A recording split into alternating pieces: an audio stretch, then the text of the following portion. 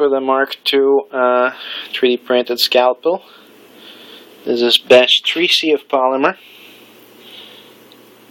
and we can see that it does cut meat pretty well. Now this is off the fridge, so it's actually a little hard still.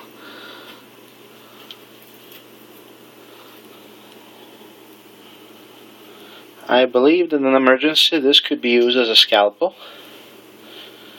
So the handle was printed at PLA. The blade is the new polymer, and it was first printed and then it was machined with a dremel.